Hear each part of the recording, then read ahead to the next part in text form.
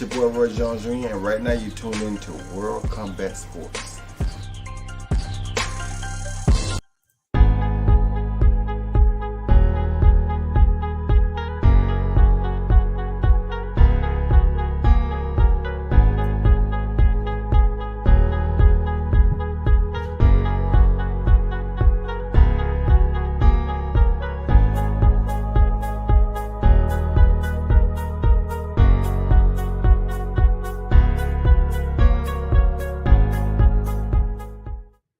What's up, everyone? Thanks for tuning in once again. You're listening to World Combat Sports. What's good? Happy Thursday to each and every one of you that's out there grinding. You know what I'm saying? We're still in the first half, the first quarter, the first semester of the new year. May everybody, be COVID free, and also understand that what just happened at the Capitol. You need to be safe. Watch your six. And understand that we always on constant alert. Yeah, man. It's been a minute. It's not the fact that I haven't been covering it and tuning into it, but it's been a minute. I got to talk this mixed martial arts, aka UFC 257. You know what I'm saying? UFC 257 is going down the 23rd of this month. First, I want to welcome everybody in the building. Salute. For you supporters that tune in to WCS, boxing, mixed martial arts, grappling, whatever the case may be, the topic of discussion, I appreciate you. When you pull up, just hit the thumbs up button. You know what I'm saying?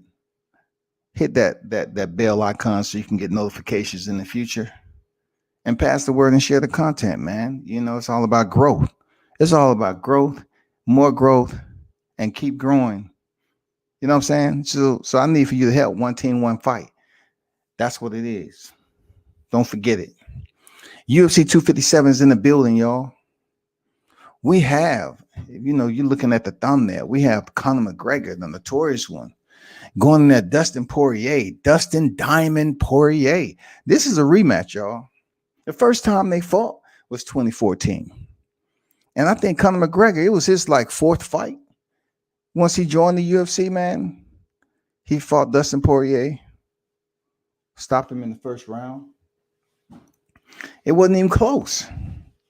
But looking at this thumbnail, I had to give you the new.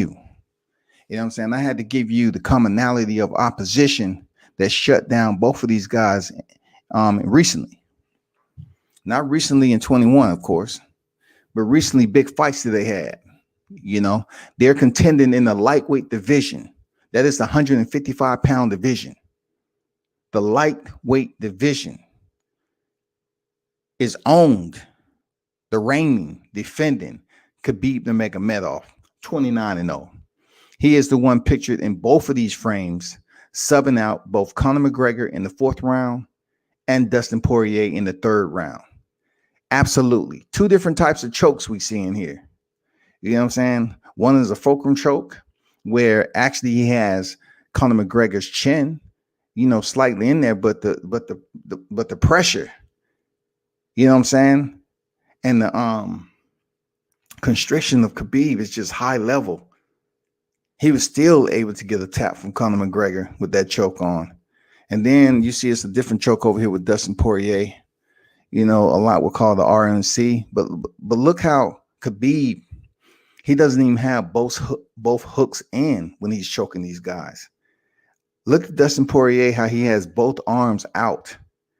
He's not even trying to defend.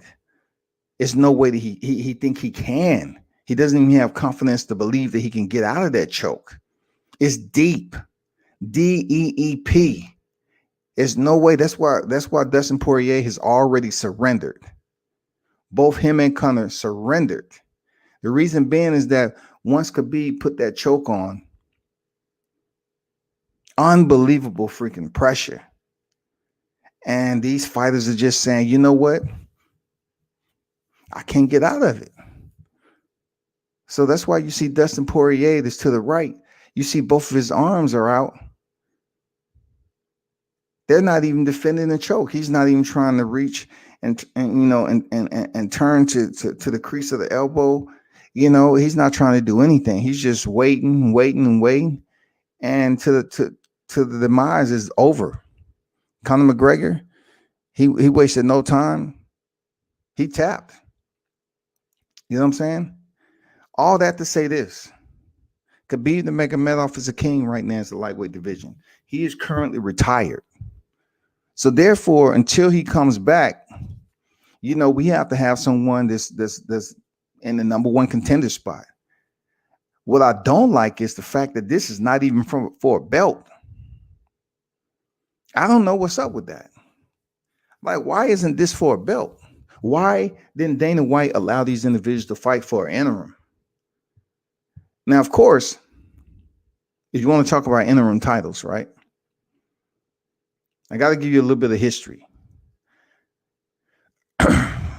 was extremely, like I mentioned before, was extremely legendary at Conor McGregor is exactly how I look at combat sports in general when I'm speaking on boxing.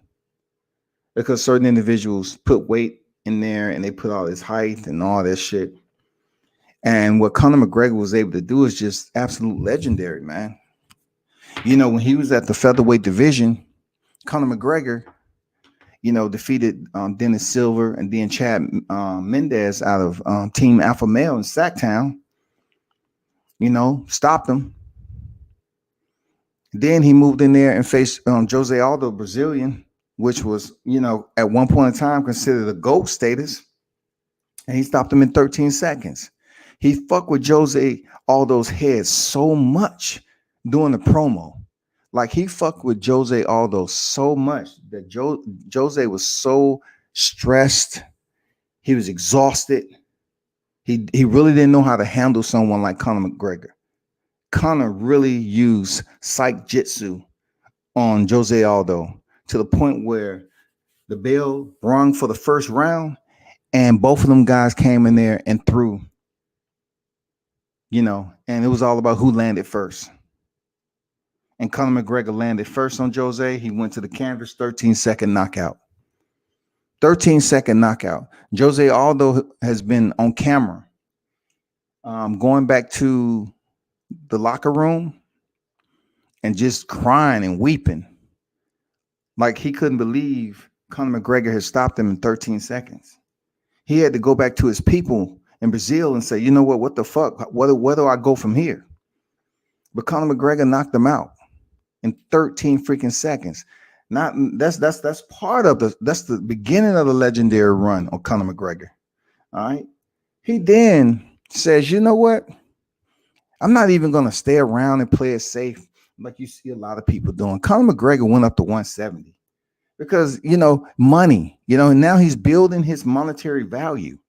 He moves up to 170 pounds. He goes from 145 featherweight up to 170 pounds welterweight. This is what I'm saying. Some fighters' mentality is different. He goes off Jose Aldo in 2015. I think it was December 2015. You know how much time he took off? It was just inside 3 months. No, I would say a little bit over two and a half. Because he defeated Jose Aldo December 2015. And I believe he stepped in there with Nate Diaz at welterweight. At welterweight, y'all, in March of 2016. So it was under 3 months. He went from 45 to 70. This is legendary shit Conor McGregor was doing, y'all. Hear me out. This motherfucker.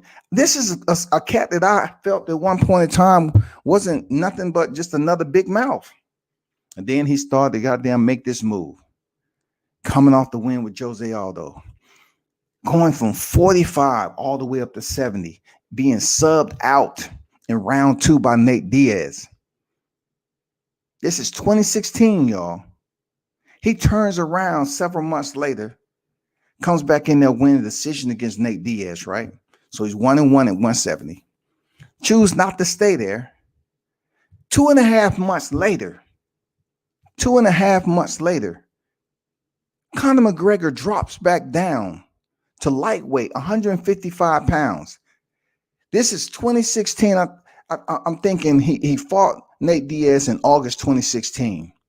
And then in November 2016, he had dropped from 170 back to 145 to face Eddie Alvarez. That's legendary shit right there, y'all. That's why he was able, if he was completing this championship run as the first 2-division title holder, that's what led to him to get Floyd Mayweather. He went from Jose Aldo 45 all the way up to 70. From 70 twice, only 2.5 months, he makes another. He made a huge weight gain, and then he had a huge weight cut.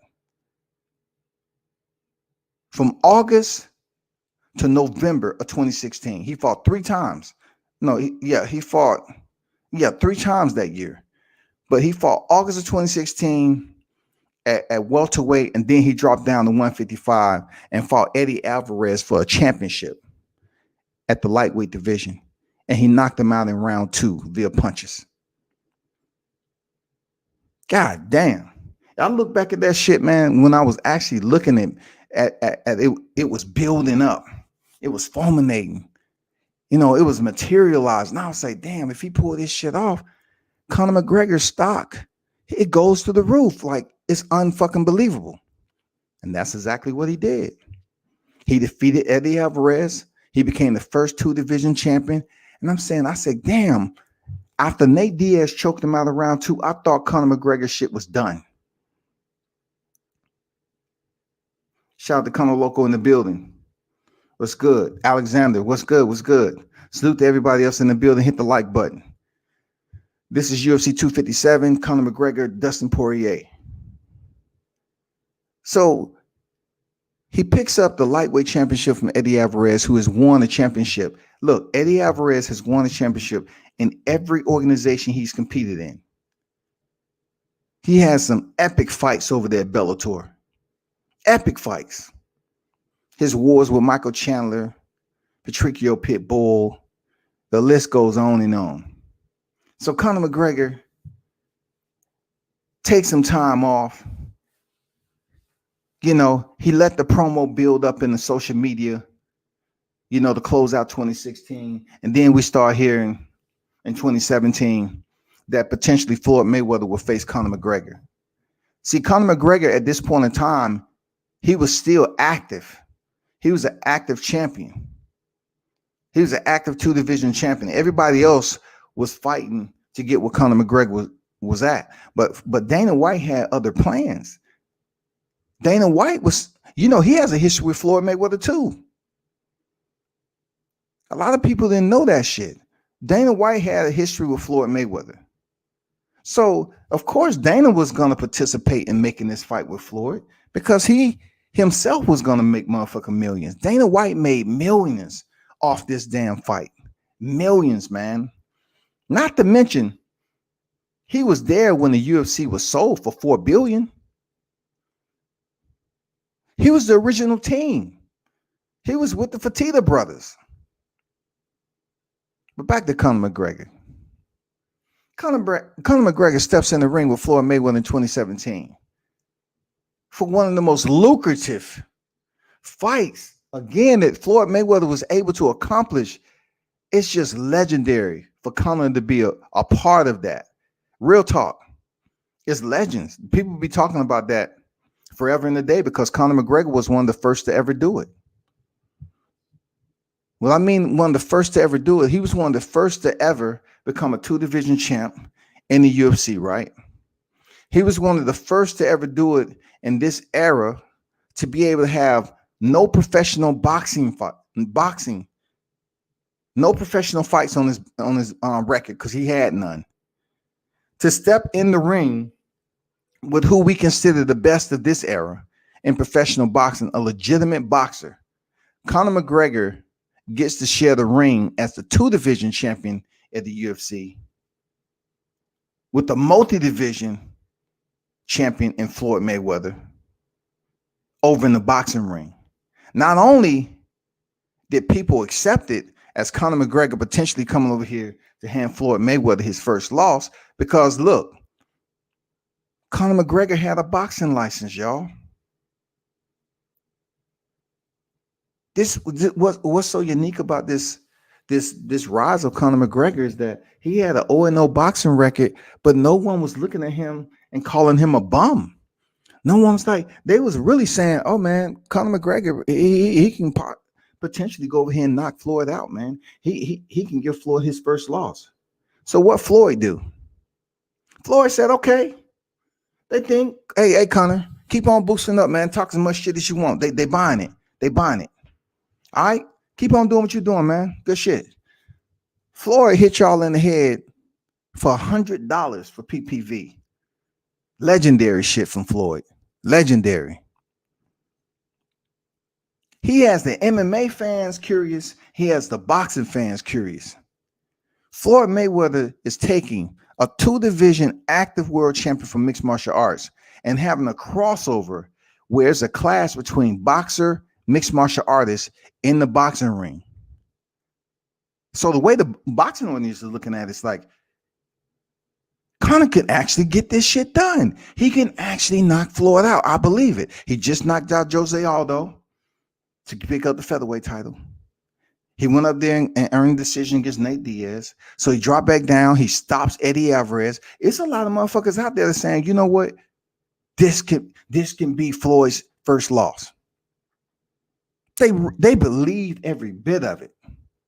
I mean, from what I'm hearing, man, at the fight, it was a celebrity affair, man. Like, some of the big names was at that fight with Conor McGregor and Floyd Mayweather. One of the most legendary fights of this era. How it was made is just amazing. How it can be top 3 of the highest grossing PPV fights in boxing, when one of the oppositions, his only boxing was an amateur level. He never fought as a professional. He turned mixed martial arts, and that's what he pursued as his professional career. Along his journey into the UFC, he fought Dustin Poirier. Dustin Poirier got smashed by Conor McGregor in round 1. Smashed. I ain't gonna lie. He got smashed. Dustin Diamond Poirier is a good dude, but he is not developed as Conor McGregor did. They fought back in 2014. It's been a long minute. And of course, both of these guys have had their own routes. You know what I'm saying? You have Conor McGregor, who's 22-4. And the only 2 losses he had in the UFC was Nate Diaz and Khabib Nurmagomedov. Dustin Poirier is a little bit different because he had the how you put it. He had the it factor, so to speak. He was about it, but his skill levels were still undeveloped when he came over here to the UFC. So he didn't make a big splash as Conor McGregor did. You know what I'm saying? So one of Dustin Poirier's big losses early on in his UFC career was against Chung Sung Jung. You know what I'm saying? But those of you who freaking know who that is back in the day, Cub Swanson, OG in the game. He lost to Cub Swanson via decision. Most of Dustin Poirier's his losses were stoppages. The only 2 fighters he went the distance with were Cub Swanson in a loss, and then I believe it was Danny Castillo. When he met Conor McGregor, finished in round 1. Michael Johnson, some of the best hands in the motherfucking sport of mixed martial arts, stopped him in round 1, and I think that was back in 2016.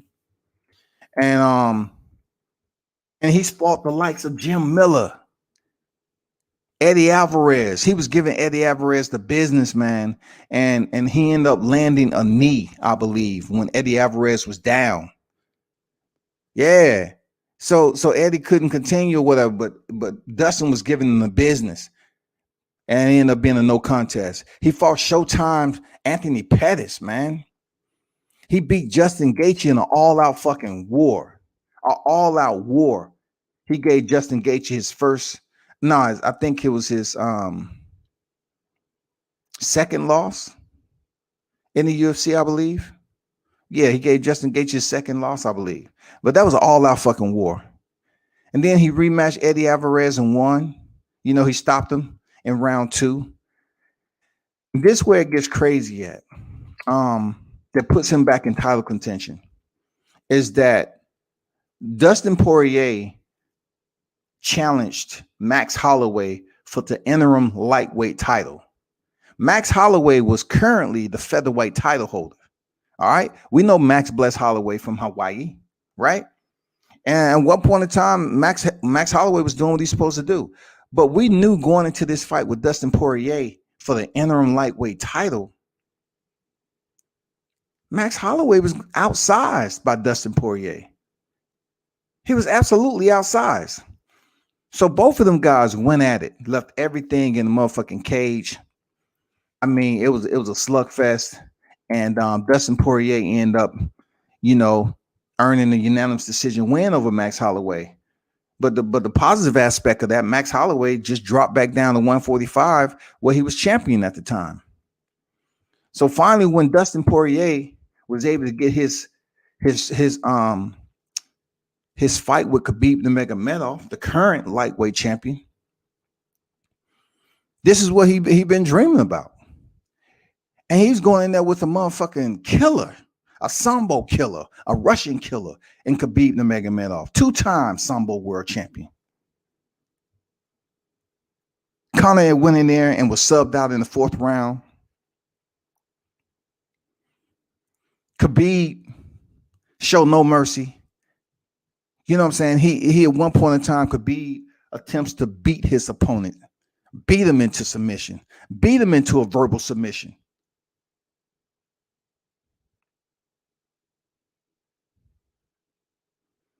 Khabib subs out Dustin in the 3rd round.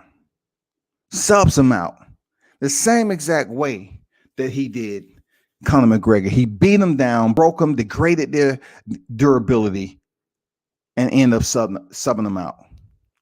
So he took that light. I think that loss came in 2019, right? He turns around, he took some time off and came back in the middle part of the pandemic, which the UFC was cooking. The UFC was, they was down in Florida when that shit opened up, and then they opened up a spot at Abu Dhabi, what they call Fight Island. And this is where UFC 257 is going to be at this time. So, Dustin Poirier steps in there with Dan Hooker, who was on the rise. He had a loss. Dan Hooker, had his share. But he was working himself up into a title contention also. And he went in there with Dustin Poirier and lost the decision. So that's where we at right now. Khabib is on retirement. So now we have Dustin Diamond Poirier against notorious Conor McGregor. It's going down the 23rd of this month. And it's going to be very, very interesting. Very interesting. Because on one side, Conor McGregor, he is extremely fucking poised. He is extremely poised in there. For what I used to dislike about Conor McGregor, I appreciate right now. Because he proved that from what I've been looking at in combat sports and what I've seen in life as far as the weight difference, he proved that he can gain weight and still compete on the high level, and then lose weight and compete on the high level. And it's going to be very interesting on how Dustin Poirier handles the range, because Conor McGregor, he chooses to kind of lay out and be a counter puncher. He has some TNT in his left hand. He does. Conor McGregor has some TNT in his left hand, man. And he's very patient with setting that right up there, using it as a ruler, a metric, gauging the distance that he has with Poirier. And then once he gets in close, he will send it.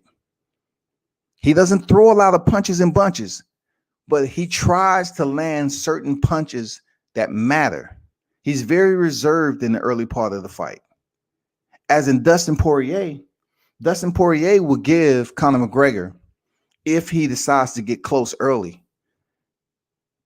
a better punch volume.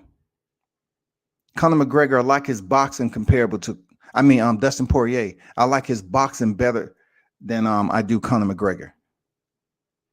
But what I do see and what I have seen between the two when it comes to if they plan on landing kicks is that Conor McGregor has a sneaky way of executing his kicks.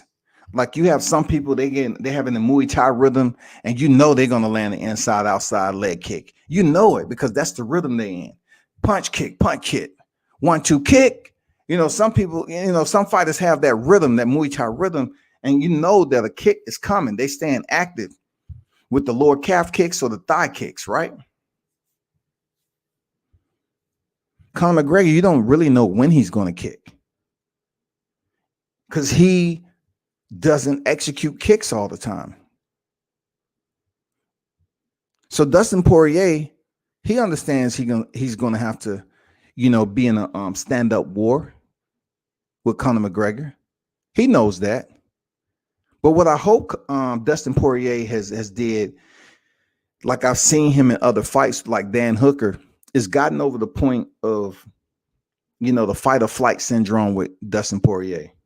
Like they've always kind of considered Dustin Poirier as a person that can surrender. If you break him down early, he'll surrender. And Conor McGregor is that guy. He notorious is that guy to get in close and personal with Dustin Poirier and try to do the exact same shit that Khabib does to his opponents. Get in close and break their will. And when Conor McGregor starts to have success and start talking trash to Dustin and may potentially land some good shots, Dustin's going to have to utilize his defense effectively and also not allow Conor McGregor's trash talking to affect how he's going in there and what he's seeing from Conor. Now, the big question, people, is how does this fight work out? Who has the better ground game? It was one point in time that no one was really concerned about Conor McGregor going to the ground. They was like, oh man, Conor McGregor. They put shit out there. I even have it on. I forgot where I put it, but they had Conor McGregor and they put his head on a white belt and he had a line full of white belts that was sitting down and put Conor McGregor's head on there. But that has since changed, y'all. Conor McGregor's ground game, from my understanding, is at a brown belt level right now. Seriously, I've been staying close to Conor McGregor's progression, especially in his jiu-jitsu game, and he has pretty decent jiu-jitsu. I'm gonna tell you why.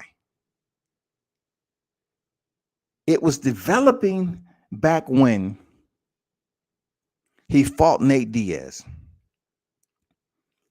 And Gilbert Burns, who was a multi-time BJJ world champion, ADC, Abu Dhabi Combat Club. Shout out to Gilbert Burns. He is one of the most elite BJJ practitioners in the game. And he also fights in the UFC. Recently, he did a highlight of Conor McGregor's growth in BJJ. And he was dead on point at one of the points that I, wanted to make about that I seen it in the fight. I said, there's no way. Okay, so those of you that follow mixed martial arts, you know that Nate Diaz is a BJJ black belt for quite some time, him and his brother Nick. Nate Diaz is trained by Cesar Gracie. Conor McGregor at the time was considered to have a rudimentary, undeveloped BJJ game. But yet when they was able to get into a scramble where Nate Diaz was on top, Conor McGregor from the bottom was able to invert and get the sweep of a black belt BJJ practitioner's Nate Diaz and earn the top position. He was able to be that much attentive to get the sweep, grab the ankle, use his legs to basically roll with the momentum. And he ended up in top position and maintained control of Nate Diaz's right ankle. And that basically concluded the sweep, which Conor McGregor ended up on top. And I was like, damn, did I just see what I saw? And that's what Gilbert Burns was talking about. I was like, damn, Conor McGregor's BJJ is a lot better now than it was previously. And then also, if you remember, let's look at the fact of when Khabib went in for his first shot. He did not immediately get Conor McGregor to his back. You know what I'm saying? It didn't happen immediately. I like the way that Conor McGregor was able to defensively stuff the takedown. But with a sambo practitioner, a grappling practitioner, a very aggressive one at that, and Khabib, he continued. He never stopped. Khabib go to the left, Conor goes to the left. Khabib changes direction, goes back to the right. Conor has to continue to defend, contend. You have to continue to turn the defensive, skills you've had to defend the takedown. You have to keep going and going and going. If it goes, left, it goes to the right. Conor had to continue to maintain that vigilance in his defense of Khabib's takedown. So it took Khabib a little bit of time to get it, but he was able to take Conor down and put him on his back. The point I was trying to make is Conor McGregor made it difficult. How is that going to play out with Dustin Poirier? I'm not saying Dustin doesn't have BJJ, but is his BJJ good enough to defend Conor McGregor's takedown? Because I truly believe if Conor McGregor doesn't knock out Dustin Poirier early, because he's going in there with the intention of knocking Dustin Poirier out. That's just Conor McGregor. But if he doesn't, on his feet, he's going to definitely change levels and go in and get in close on those hips and get the takedown. And we really don't see Conor McGregor, subbing out guys and all this other shit. So I'm thinking, Conor McGregor is able to get the takedown against Dustin Poirier. He's going to land some ground and pound, some GMP. If Dustin chooses to just, maintain control from the bottom position and defend without actually trying to shoot for submissions, Conor McGregor may break him down and land some solid punches. Or we might see Dustin Poirier ground game also grow in this particular fight. If he's able to make it back, post up, base, make it up to his feet, separate, reset, that would be absolutely a success for Dustin Poirier against Conor McGregor. Because from my understanding, I think both of these guys hold a pretty significant belt in BJJ. But it's a difference between, like I tell everybody, it's a difference in BJJ belts. It's a difference between a competitor, all right, who's competing in BJJ on the highest level, and it's different between a BJJ black belt who's training in mixed martial arts and being raised to a belt level and training within a gym.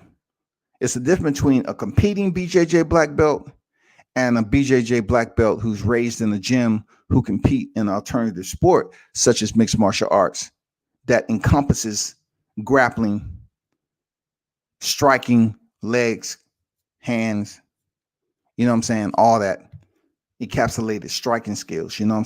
It's a difference. Individuals like Gilbert Burns, who has competed on the highest level, ADCC world champion, I see his BJJ being a lot higher than opposition such as Conor McGregor and Dustin Poirier. Even though Gilbert Burns compete in the welterweight division, I just see his BJJ being higher. So this fight is going to be very interesting. It's going to be extremely interesting because a lot of people are seeing the resurgence of Conor McGregor. I mean, they are absolutely looking forward to a possible big time showdown if Khabib returns back to the sport, a rematch. Now, it's been said that Khabib Nurmagomedov saying, fuck that. I ain't giving Conor shit if he's the one I'm facing. Khabib doesn't even want to give Dustin Poirier a rematch because of my thumbnail. Khabib said, I have subbed both of these guys out. Look, you can count down in unison. He subbed Conor McGregor in the 4th round, y'all.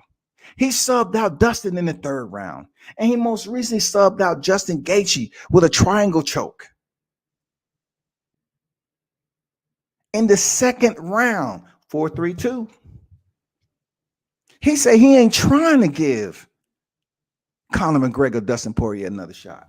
He beat him already. Khabib say, why am I going to do that shit? Y'all was hyping up Conor McGregor to come back. Y'all was hyping up, And listen, this is a piece that I was kind of saving to the end for the fight fans that kind of do drive-by on mixed martial arts. This is how bad it is. And I gotta put Dana White in the bowl too, because he was stirring that shit up when he knew it was fucked up. Just like I talked about the lead up with Jose Aldo and Conor McGregor, how personal he made it. He made it that much more personal with Khabib because Khabib, Muslim faith, didn't allow him to do certain things.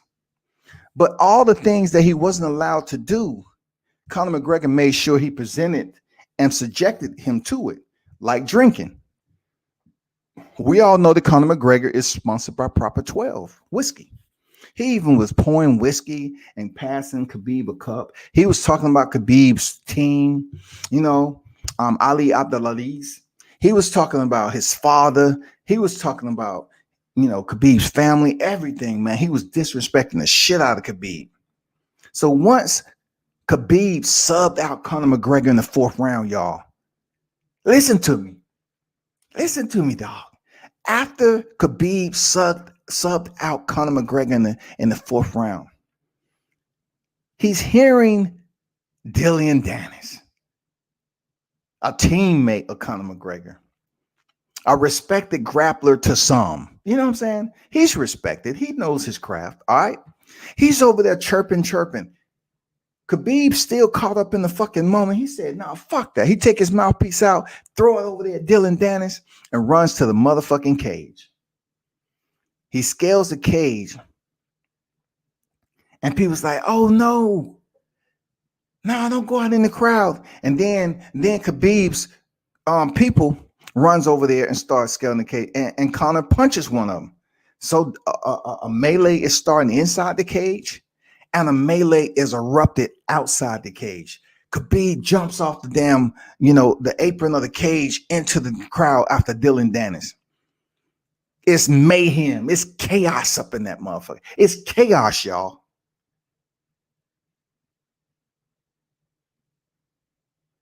Conor McGregor being punched all over the place inside the cage. It was out of control for a minute. But ultimately, they only find, look, this is a guy. I gotta mention the bullshit of it all too. Dana White promoted the lead up to this fight. He contributed to the antagonist insults of what was going on with Conor McGregor. And this is what I mean. Previously, Team Khabib had cornered Adam Lowball, a teammate of Conor McGregor, in Madison Square Garden, and they was giving him they were sunning him, so to speak. Khabib was kind of sunning Arlen Lowball, and respect to Arlen Lowball, salute to him, man. I had a chance to meet him, good dude, man. But he have extreme loyalty to Conor McGregor. So the Khabib team cornered him and was trying to give him the big boy speech, man. Conor McGregor got wind of it, dude, when they was at Madison Square Garden. He showed up with about 15 motherfuckers, dog. He went absolutely ballistic. And that's when you see Conor McGregor throwing the metal dolly at the team bus, breaking glass, and he injured Michael Chiesa. He injured Ray Borg. He injured Rose Namajunas. He injured a lot of people. He had to settle some shit in civil court because those fighters wasn't able to fight that night. But what Dana White did was promote the shit into the damn prelims to the buildup of Khabib, who he was after, who was on the bus. He threw it in the promo. He threw the shit in the promo. The bus incident. That only fucked it up even more to enhance, to inject that venom into the post-fight melee. And that's why Khabib lost it. But you know how extremely fucked up it was? Is that they only fined Conor McGregor $50,000 from my understanding. You know how much they fined Khabib for jumping over the cage and jumping in the crowd? From my understanding, people, the numbers, 500,000, $500,000. I'm saying to myself, if I was Khabib, would I give Conor another shot? Do you think Conor sending his condolences to Khabib because his dad died, do you actually think Khabib give a fuck about that? Khabib probably don't give a fuck about that. These cats where Khabib is at, they're cut different. Khabib grew up wrestling bears as a kid. These dudes are cut fucking different. I don't know if you ever heard Khamzat Chimaev. Khamzat Chimaev is an upcoming fighter. And it was said that he was stopped from entering Ireland. He actually flew to Ireland to fuck Conor McGregor up by himself. He was on a mission to go over there and fuck Conor McGregor up for disrespecting the Muslim religion and disrespecting his country. Yeah, man. That's how personal this shit was. So Conor McGregor has been playing around. He might have matured a little bit, but I don't think ever. I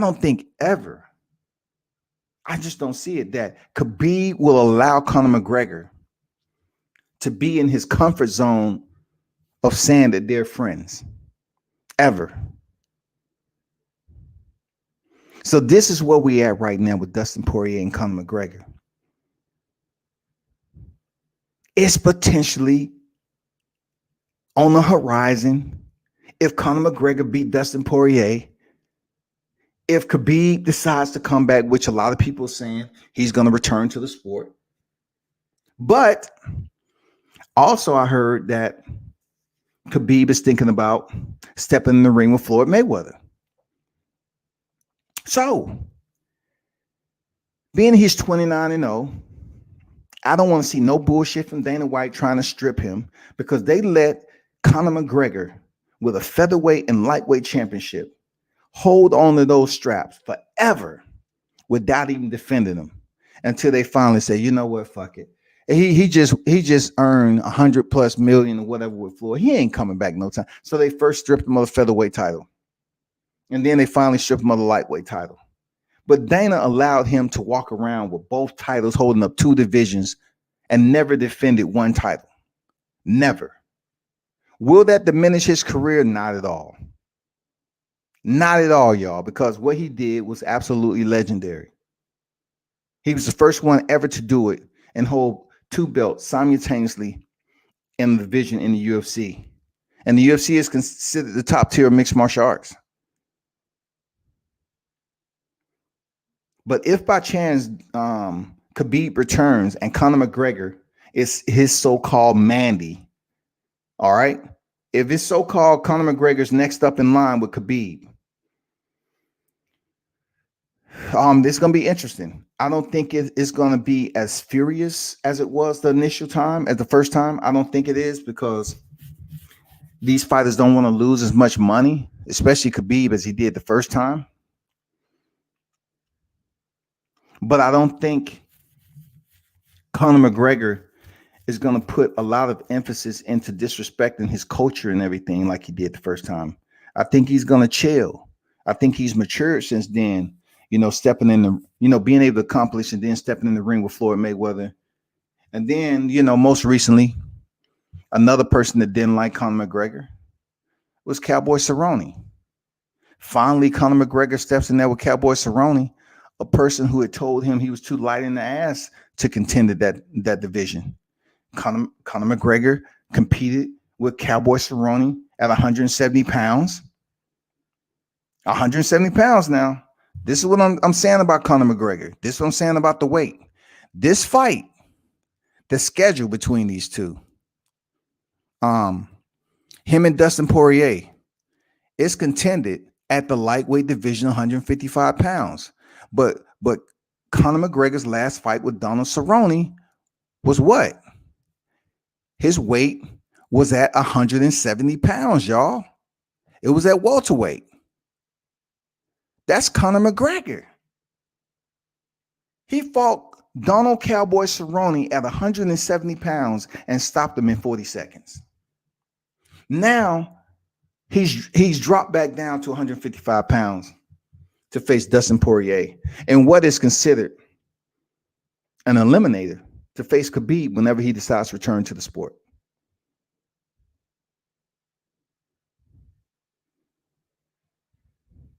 This is an unbelievable revelation. Why? Because both of these fighters have faced one another. All right. Conor McGregor is 1-0. He stopped Dustin Poirier early in his career. But then moving forward, both of these individuals have made it to the mountaintop to face the one and only Khabib Nurmagomedov. Both of them lost via submission, damn near identically. Damn near identically. So now they step in here to face one another. Obviously, both of them has improved, but the people want to see who has improved the most, who has made it a point and fought the better competition. You know, Dustin Poirier is coming off a unanimous decision win against Dan Hooker, like I told you, and Conor McGregor is coming off a 40-second stoppage of Cowboy Cerrone. Now, we all know Cowboy Cerrone, you know, he has 14 losses right now, I believe. 14 or 15 freaking losses. But people will consider Cowboy Cerrone a legend of the sport because of how many fights he has. You know, that's a crazy, unique, you know, aura that goes on in mixed martial arts. These two fighters have suffered losses in their UFC career, but it's a lot of people that's going to tune in to the Dustin Poirier, Conor McGregor. Why? Because they're two big names of the sport. They've been around. They're vets. One of them has been the interim champion of lightweight, and the other one has been a previously past two-division world champion in Conor McGregor. 32 years old, man. Conor McGregor is 32 years old right now. He still has some life. He still has life left in him. You know what I'm saying? Conor McGregor still has a title run in him. So really it's going to come down to the point on how he looks against Dustin Poirier. And then Dustin Poirier being 31 years old, it's going to come down to if Khabib chooses to give either one of these guys another title shot. Because the last one to step in the cage with Khabib is Dustin Poirier. And Khabib is only 32 years old. So the fucked up thing about it, you have low 30s for all these guys, for Khabib, Conor McGregor, and Dustin Poirier. So it's so fucked up because if Khabib doesn't lead the division, who's on a 29 fight win streak, then how are they ever going to become champion? If Conor McGregor wins this fight with Dustin Poirier, I'm pretty sure Dana White, being who he is, he's going to make a rematch between Khabib. So one or two things will happen. Khabib will say, fuck it, I'm vacating the title. I don't see him moving up to 170. Khabib is too small for 170. But like I said before, Conor McGregor has moved from lightweight up to welterweight. Does that mean Khabib is going to do it? No. Not everybody takes that risk like Conor McGregor did. So we'll see how that plays out. I don't see Khabib losing weight and going down to featherweight because that shit sucked him damn dry. You know what I'm saying? I don't see it happening. They say he's a little bit too small to be a welterweight. He's just right at lightweight. But unfortunately, both of his number one contenders right now in Conor McGregor and Dustin Poirier, he is subbed out in under 5 rounds. He has finished both of them in a title fight.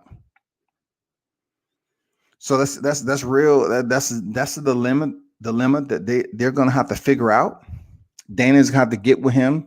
If indeed, I'm not counting Dustin out of this fight. It's going to be a tough go. I'm not going to lie to you. It's going to be a tough one, man. But if Conor indeed is able to get this victory, Dana White will push for him and Conor McGregor. Conor McGregor and Khabib Nurmagomedov, number 2, for the lightweight championship.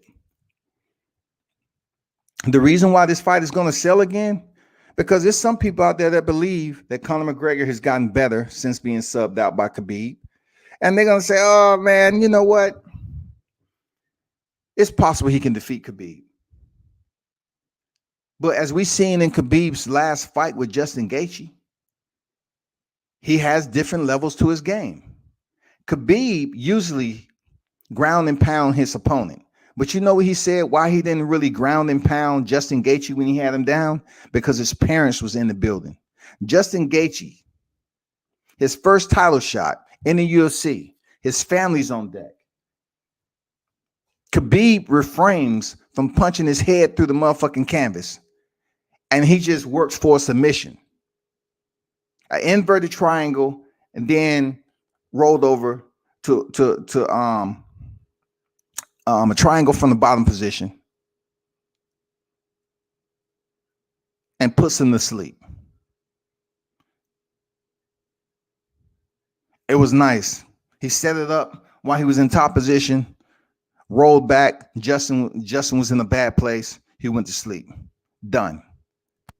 And then they say, well, usually Khabib, your MO is once you get somebody on the ground, you start punishing with punches. And he said, I didn't want to do that because let's check this out again, right? His dad had died. It was a lot weighing heavy on Khabib's heart. And he actually showed sympathy, but yet got the job done. That's levels, y'all. He was in there with an elite fighter in Justin Gaethje. His dad had passed.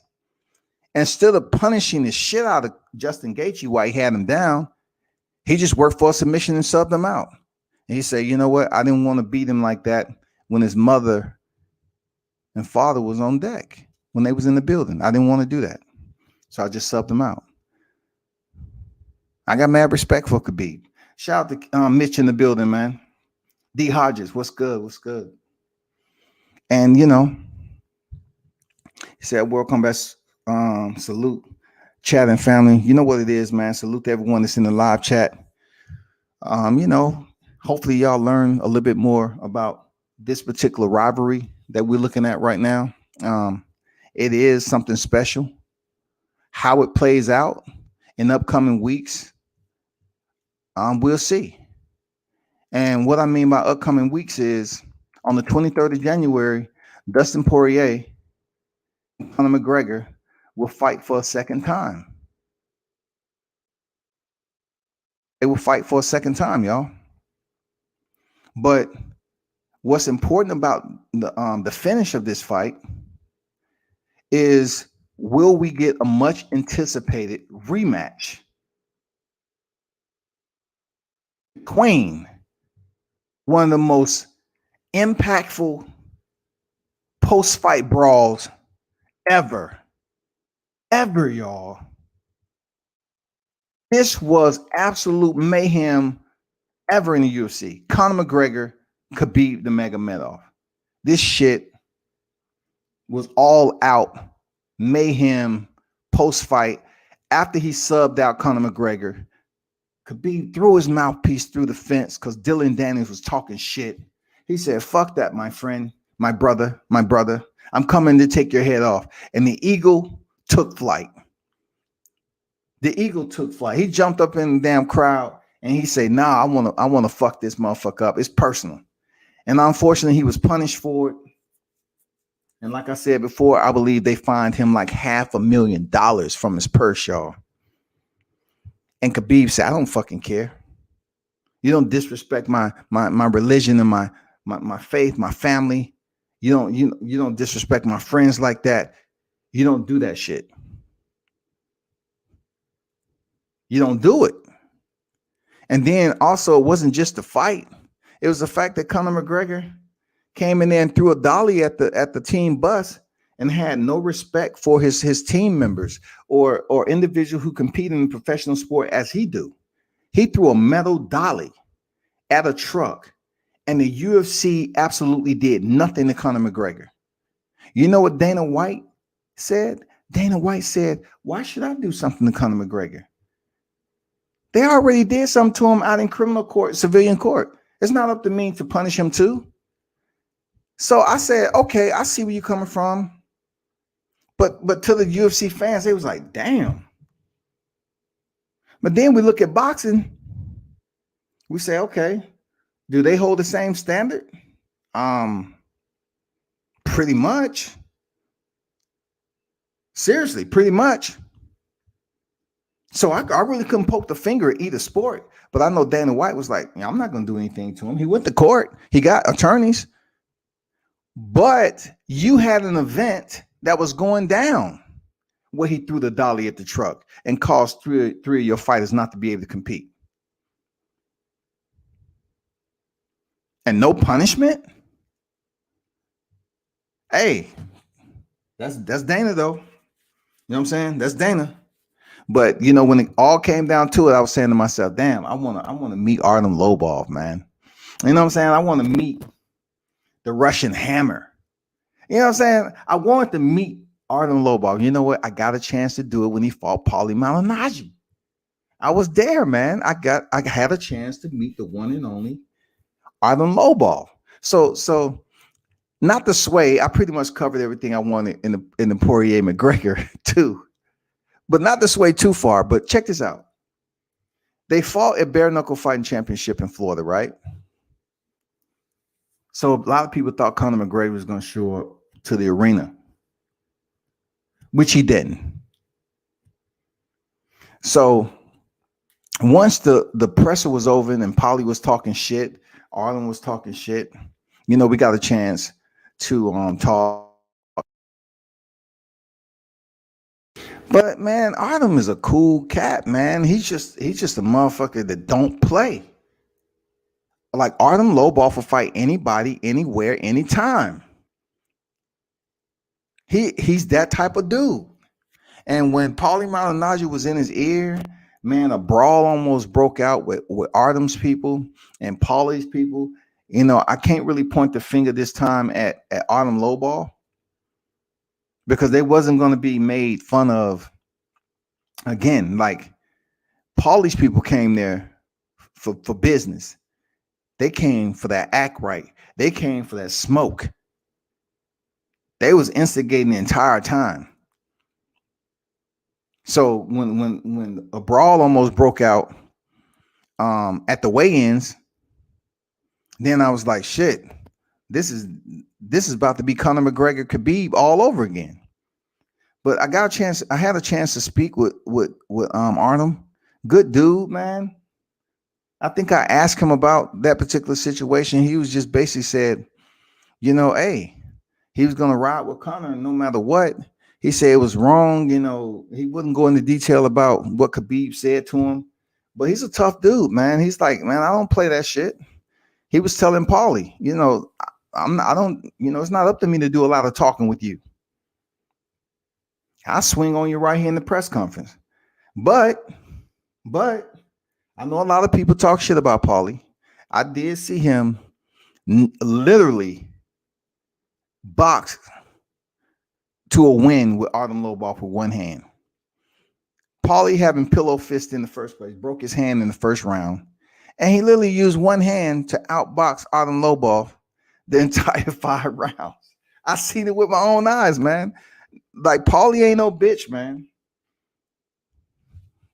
Real talk. Paulie ain't no bitch, man. He boxed the shit out of Artem Lobov for 5 fucking rounds, y'all. Mitch say after the brawl, I remember Khabib saying his dad was gonna smash him. Total respect for his father. Yeah, man, you're right, Mitch. You're right. He said his dad was gonna smash him. Now, when he said that, I was like, damn. Here's a guy who's competing and has been a world champion in sambo on the highest level, but yet he say his dad is gonna smash him for acting the way he did, for misrepresenting the Muslims, for misrepresenting, where he's from, his country, for basically putting a blemish on the family. For a man who's competing on the highest level, say, damn, my dad gonna fuck me up. That's respect on a whole nother level, man. That's love. That's motherfucking love, dog. There's a lot of us that don't have that love, from parents in general. You just don't see that love, man. But good point there, Mitch. D Hodges, salute brother, listening in the background. Yeah, man. I don't know too many people that will pull up and speak the MMA side of the house, but yeah, man. I speak on it every now and then. I know people just don't want to talk about it, but man, I encourage you all. Listen, I encourage you all to tune in to mixed martial arts and grappling, man. I'm telling you, they're coming with a vengeance. They are on. Look, the energy is real. All right. The surge is absolutely real with mixed martial arts. You might be that person say, I'm just going to stick to boxing. It's cool. Whatever.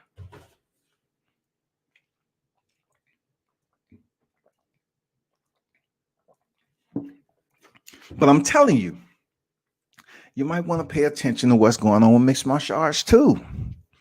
Because the way they're moving and the way they're growing around boxing, they have a chance in upcoming years to be bigger than boxing. I'm telling you, like when we're not just talking about the UFC now. We're talking about how the primary organizations are structured with a president, how they have a bottleneck leading up to the pathway for authority or decision making or to the command center or the headquarters. It's a bottleneck.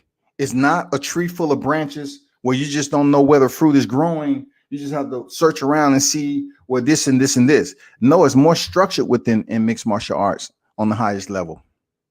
So since it's structured like that, you're not going to ever see a lot of belts. You know what I'm saying? You're not going to see a BMF belt come around and mean something to the belt system. Every now and then, if Dana wants to make a fight or Scott Coker wants to make a fight, they'll throw an interim title in there. But always remember now what I told you. It's growing. More athletes, both male and females, are gravitating to mixed martial arts. They are. For one, it's a lot more fights they're going to have. Look at the individuals that have multiple losses, but still they're headlining a card. They're headlining a card, y'all. They're headlining a card with multiple losses. They are the main event and people tune in. That is the ambience that mixed martial arts is bringing to the combat business. It's growing so much to the point where people are getting used to seeing fighters with double-digit losses or several single-digit losses, but yet they still entertaining to watch because according to who you match up with in mixed martial arts, you can still go in there and put on an entertaining fight. Now, a lot of you can say, okay, you can do that in boxing, but mixed martial arts is quite different. It's quite different, for real.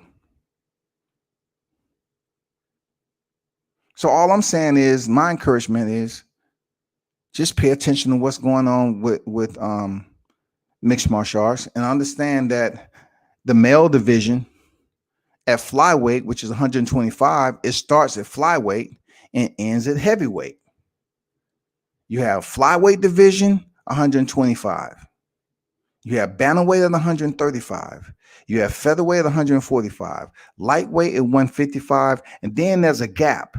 At one point in time, they was talking about putting a division in between lightweight 155 and the division at welterweight 170. They was going to throw like 165-pound division in between here. So you have lightweight 155, 170, welterweight, and then next is middleweight 185, light heavyweight 205, and then you have heavyweight. For the women, it starts at strawweight 115. The men does not have a strawweight division. So the women starts at strawweight, then they go to flyweight 125, bantamweight 135, and featherweight 145. The women only have 4 divisions. That's in the UFC. All right. In the future, will you think it may grow a little bit better at the 145-pound division? You know, to kind of fill that up a little bit? Yeah, potentially. But most of the divisions where you have these women to be able to compete on a high level is around 125 to 135-pound division. I mean, I'll take that back, 115 pounds to 135-pound division. They really, the gestation of the 145-pound division was primarily for Chris Cyborg. For a long time, Chris Cyborg wanted to come to the UFC to fight Ronda Rousey, but she just couldn't make 135. And Ronda was being such a prima donna, she was going to make Cyborg drain herself out to come down to a bantamweight division because she was probably a little bit afraid of what she was going to get. She's probably a little bit apprehensive she would get that Gina Carano work in Strikeforce. You know what I'm saying? When Cyborg gave Gina Carano a beating. Shout out to Gina Carano, one of my favorite female comeback. And then she's just absolute beautiful. But, she's tough as shit. Shout out to Gina Carano. She's tough as a motherfucker, dog.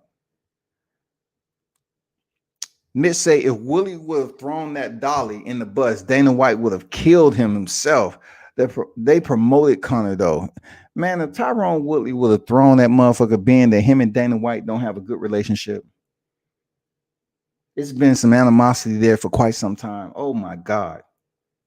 Tyrone Woodley would have been damn banned. Look, Tyrone Woodley would have been punished in civilian courts. And then the UFC would have said, you know what? You're not getting away with it. You jeopardized the lives of our fighters. Since you jeopardized the lives of our fighters there, Tyrone Woodley, you must pay. So therefore, we're going to render a 24-month suspension. We're going to strip you of the title, Tyrone Woodley. You have disgraced the company. You have disgraced your family. And you have disgraced the sport of mixed martial arts. You are hereby suspended immediately. Stripped of your title. I'm serious, dog. Mitch, you ain't lying. They would have goddamn handed Tyrone Woodley the motherfucking crucifixion. They would have burned him on the cross, man. But anyway, and you know what? That's not too far-fetched to hold Dana White accountable because fuck it. Dana White encouraged and enabled people to see blatant bias. Seriously. Conor McGregor threw a metal dolly at a team bus and injured mixed martial artists who competing in the organization, and Dana White did nothing. But yet, when they actually brought up the fight, the promo, the fight between McGregor and Nurmagomedov, Dana White even allowed that particular scene to be inserted into the promo.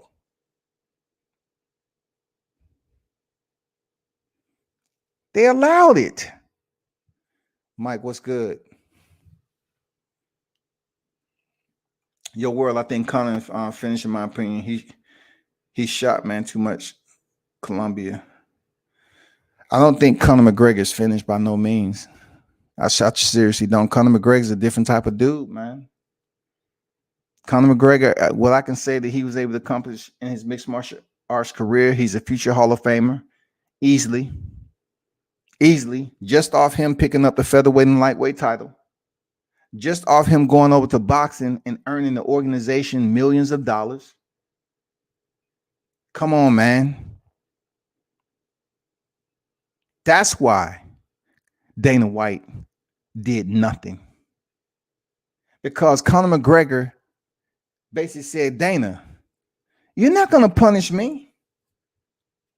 I made you millions. I made the organization millions, Fertitas, everybody who was involved. I made you millions. Dana wasn't going to punish Conor McGregor after that. Come on, man. Conor McGregor went over there to fight Floyd Mayweather and made Dana White millions, man. Everybody. It was the perfect matchup. You want to talk about opportunity. That was the perfect opportunity because Dana White had a relationship with Floyd. Conor McGregor convinced people that he can actually have just a little bit of his skill set to potentially knock out Floyd Mayweather and fuck him up. It's fans out there that truly believe Conor McGregor, who's a counterpuncher, who had suspect cardio. It was a lot of people, to include Ireland. They was believing that he was going to split the ropes and hand Floyd Mayweather his first loss. It's some people that still ain't recovered from paying that $100 for that PPV. It's so many people lost money on that fight. Listen to what I tell you. If Conor McGregor would have went over there and stopped Floyd Mayweather, it's a lot of people who would have became filthy rich. Filthy rich. Being that Conor McGregor has 0-0 on his professional boxing record, and they still approve him for a boxing license, that shit doesn't happen in life. Let me tell you, from somebody who knows, that shit doesn't happen in life, people. If on a regional level, if you have a fighter like Floyd Mayweather, who's 49-0, let's just knock it down because it's too far-fetched to compare that to the level that Floyd is on to what I'm trying to make, the point I'm trying to make. But just imagine if you have a fighter that's 15-0 and you have a fighter that's making a debut.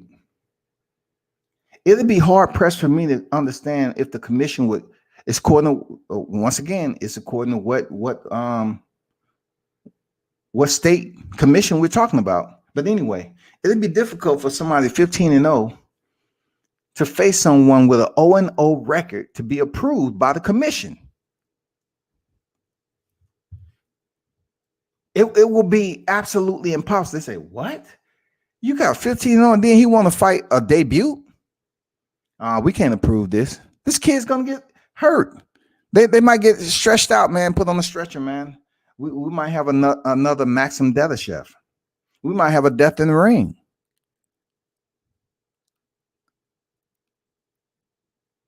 That just doesn't happen. But the reason that it happened on this level, people, is the fact that Conor McGregor was considered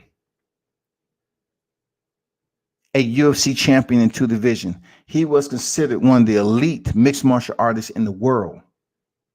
So therefore, when it came to him getting his boxing license, they say he's a professional fighter. Also, he's a champion. So him coming over to boxing, all he's doing is transferring platforms. He's still competing in combat sports. He's just transferring over to a different stage, and he's still competing in the same sport. So yeah, he doesn't have to have boxing. And no matter what gloves he's wearing, he's used to competing. He's used to taking punishment. 0-0, we're signing him up against a 49-0 fighter. It's Floyd Mayweather. It's fine. And they did it. And man, goddamn it, a lot of people made fucking money. The stories I could tell you about some of the people that I know, man, if I can't do it. I'm not talking about people who was betting. I'm talking about certain individuals who was selling tickets for that fight. There wasn't Ticketmaster. People who were just selling shit all the people was trying to get into the fight. People walking out of that with $35,000-$40,000 of that fight. It was so much going on with Conor McGregor and Floyd Mayweather. It's unfucking believable how much money was made on that fight. I wish it could have been me, baby. I wish it could have been me. Okay, anyway.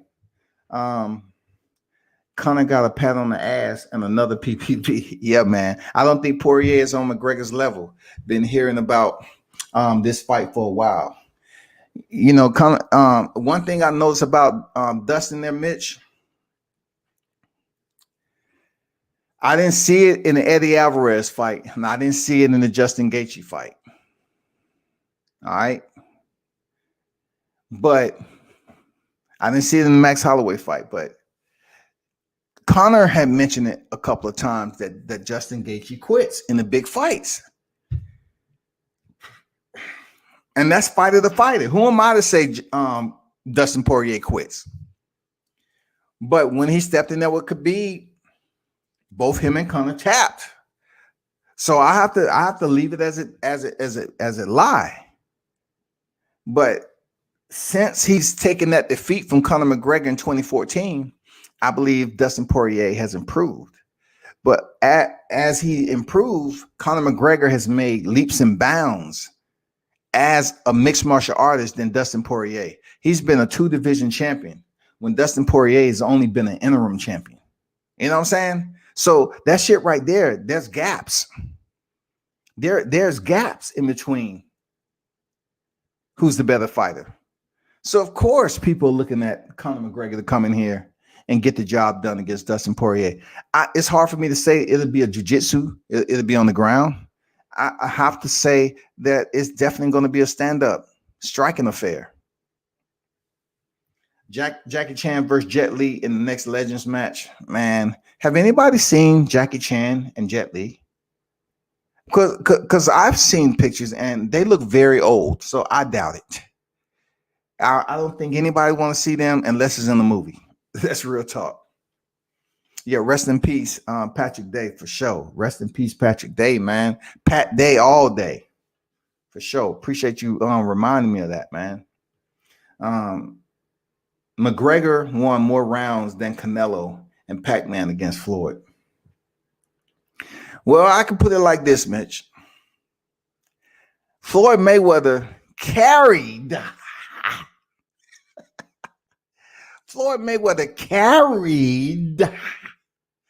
Conor McGregor longer than he did Canelo and Pac-Man. Floyd Mayweather carried the shit out of motherfucking Conor McGregor like new luggage. For real, like a pair of Jordans straight out the store. When you got 150 motherfuckers out there on the block, be like, yeah, oh, he just got the new J's, huh? Man, follow that motherfucker right there. We're going to goddamn lift them up. Yeah, we're going to goddamn scoop that shit real quick. Man, he carried the shit out of Conor McGregor. Look, I'm telling anyone and everyone that's listening, if you tuned into that fight with Floyd Mayweather and Conor McGregor, Floyd Mayweather had people that paid crazy amount of money to sit ringside in that fight. There's no way that he could have went in there and finished the fight in 2 rounds. I believe it would have been the worst motherfucking massacre that Floyd ever experienced in either of his fights. Any one of his damn, 48 fights, 49 fights leading up to that, right? There's no way that he could have ended that fight in the 3rd round. There's no way. Floyd Mayweather had to allow people to have or to be entertained enough. And Floyd did it to a point where he was able to get Conor McGregor stopped without him actually looking real bad. Because look, I'm going to tell you what Floyd was trying to do. Floyd was trying enough to establish that he was the dominant fighter at the end by stopping Conor McGregor. But what he tried to do is the same thing he did with Marcus Maidana. Floyd Mayweather was attempting to milk the people's interest all the way to the climactic end to see if he can get a round 2 for a rematch. Because if by chance Floyd Mayweather could have made millions off a rematch with Conor McGregor and the people bought it, he would have did it. But not too many people was calling for a rematch with Conor McGregor. And plus, he was still an active UFC fighter. If he could have milked it just enough, just right, we potentially could have seen a rematch between Conor McGregor and Floyd Mayweather. Well, now we're talking about a 50-0 fighter fighting an 0-1 fighter. You know what I'm saying? That's wild. That would have been wild. But I'm telling you how the shit would have played out, y'all. I'm telling you. Floyd is a genius. I don't give a fuck about people that say the man can't read. Motherfucker know how to make money. Yeah, you can say he had an ego. Floyd knows how to make money. Tell me another person who can go over there and fight an undersized. I'm talking about a champion at that, a Japanese champion, elite fighter in Tenshin Nashikawa. How in the hell do you make $9 million in one round? No, let me rephrase that shit to you now. Floyd Mayweather made $9 million and he didn't even fight a full one round. $9 million fucking dollars, and he did not complete a full round. He stopped Tenshin Nashikawa in round 1. Tell me how genius is that? How genius is that for him to make hundreds of million dollars fighting a fighter who had an 0-0 boxing record?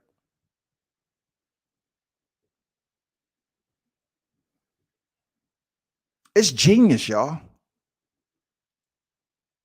I know I get on here and talk about, what Floyd Mayweather is able to do, but I tell you this, if Conor McGregor was able to do that shit again, he would. So this is where we at right now, people. Conor McGregor is supposedly, while Khabib, okay, let's say Conor McGregor wins this fight with Dustin. Manny Pacquiao is trying to get a fight with Conor McGregor. Okay. It definitely is not going to breach any type of numbers like Floyd Mayweather, Manny Pacquiao. But somehow, some way, Manny Pacquiao has mentioned that he wants to fight Conor McGregor. That's Manny Pacquiao. But then you have Khabib. It's rumors that Floyd Mayweather and Khabib may fight in a boxing match. It was rumor mill that one of Canelo Alvarez's premier opponents while he was signed with the Zone had Khabib Nurmagomedov as one of those opponents. So the UFC, I'm telling you, man, they're planning big events behind people's back, which is going to allow them to blossom into something that is absolutely ginormous when it comes to combat sport. They're doing it. Now for boxing still has to depend on certain people to make that shit happen. I have to bring this into the equation. Is Carissa Shields going to be one of those people? Listen, unfortunately, that the only thing I can say with Carissa Shields is that if you wasn't a neon light in the sport of boxing, not just with your credentials, but for people to tune in, to pay to see you, and you're making $1 million as a female, you're doing something that not too many other people can do. You was making 1.5, 2, they really coming to see you, and you was headlining. Then her crossing over to mixed martial arts. Then you might have a fan base that's saying, oh shit, let's have this motherfucker on PPV. But then she said, you know what? Because Dana White ain't gonna play that shit, first and foremost. So she said, you know what? I ain't fucking with Dana White because Dana White gonna have me looking like CM Punk. They're gonna put me in there with a female. And I was doing the breakdown, people. I was doing the motherfucking breakdown because I do this. I was saying, Carissa Shields, let's just say she come in at 154. It's not a weight division at the UFC for her to fight at 154. So she would have to drop down to 145, which is tough. That's a little bit below welterweight in boxing. So she went to a organization as the PFL that basically focuses on tournament style, where the last woman and a man or woman standing earns a cash prize in a tournament, right? But check this out. In the professional fighting league, they have a division that's 155 pounds. Carissa Shields will have to come in and fight at that division 155 pounds. The current champion that was 155 pounds, Kayla Harrison, the two-time Olympian, she's talking about potentially moving down to 145. This may be a gift to Carissa Shields because her and Carissa Shields are supposedly friends. So I don't know if it's going to play out like that, because Kayla Harrison is a big girl. Her background is judoka. She is high level.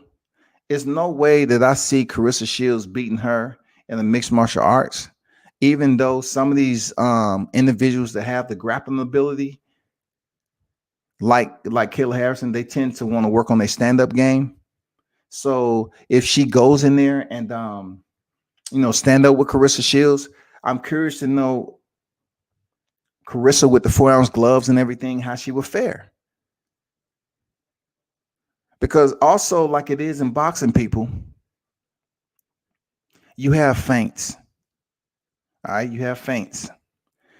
Now, I understand that Shields is working with Winklejohn, the same people where Holly Holmes, a multi-time boxing champion. I think she's like 17 or 18-time boxing champion, right? And former bantamweight champion, women's bantamweight champion. She's the first one to defeat Ronda Rousey. That's where she trains at. John Jones, one of the GOATs of mixed martial arts. She's there training. So my thing is she's training, like she said, she wanted to be in there in bed and take time off from boxing and train and get right? Because I'm gonna tell you, Carissa said she wanted to fight boxing and MMA in 2021. So that's puzzling to me, because the training of boxing and MMA is much different.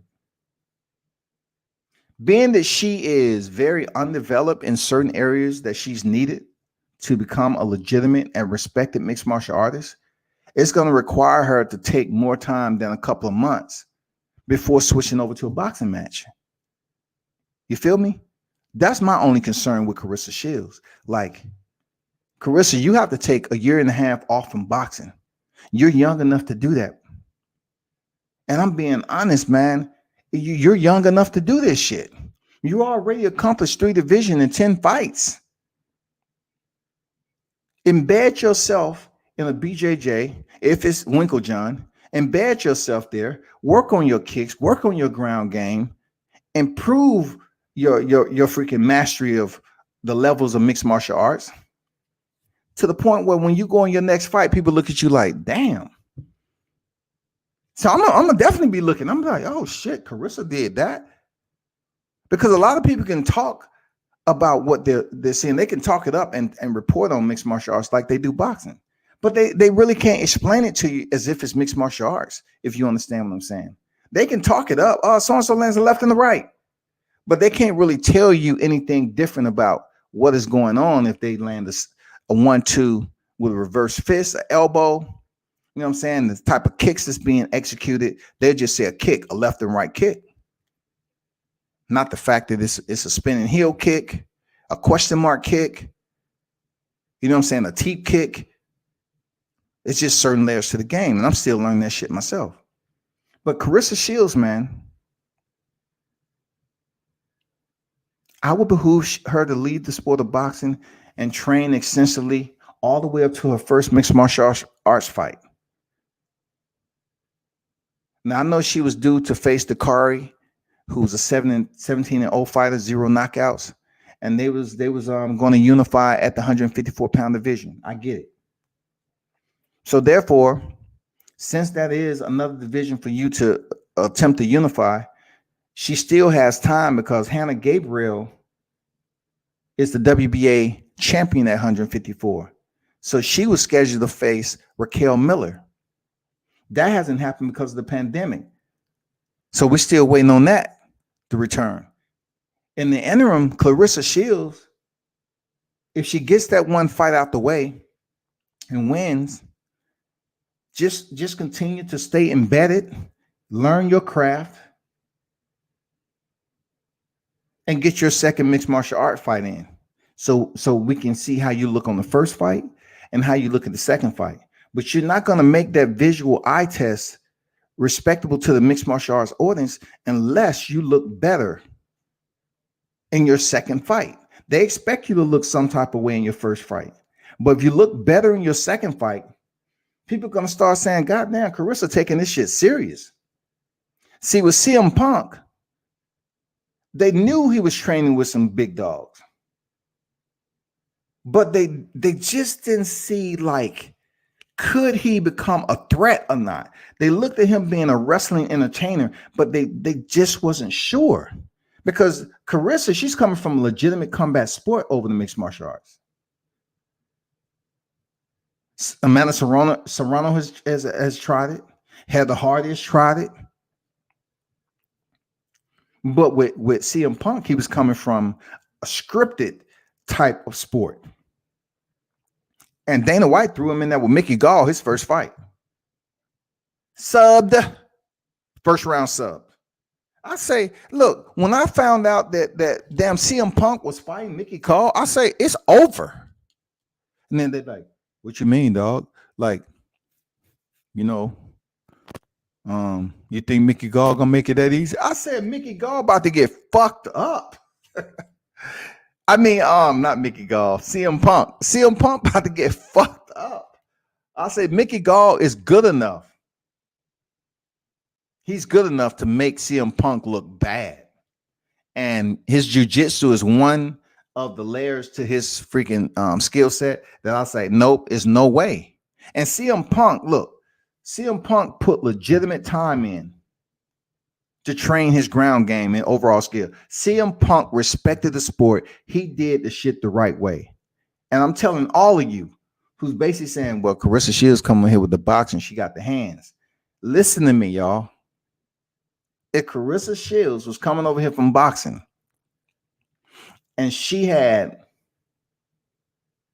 8 knockouts and 10 wins, I would say, okay, when she changed to those 4-ounce gloves and she work on some other shit in her mixed martial arts game, she's going to be a problem because she has that punching power. But when she changes over from wearing gloves to 4-ounce gloves, now we have to factor in, is her hands fragile? Will she be able to use her speed and timing, to get some knockouts? I mean, does she legitimate have that, effect on her opposition who's being elbowed, punched in the head? I mean, these women know how to avoid certain strikes because they've been doing it longer than Clarissa Shields in the mixed martial arts forum. So that's gonna be something to look out forward to. I mean, look out for people. Seriously. Floyd's hands down in boxing. Tyson generated some big money too. Floyd swallowed and carried McGregor. Absolutely, he did. Anybody who don't want to recognize that, I don't know what to tell you. I love Shields, but boxing is a funny style, and women's boxing seem far behind. It might be a great move, but I wish she didn't cross over to MMA before totally conquering boxing. Now, Mitch, I disagree because I believe Clarissa Shields in women's boxing did just that.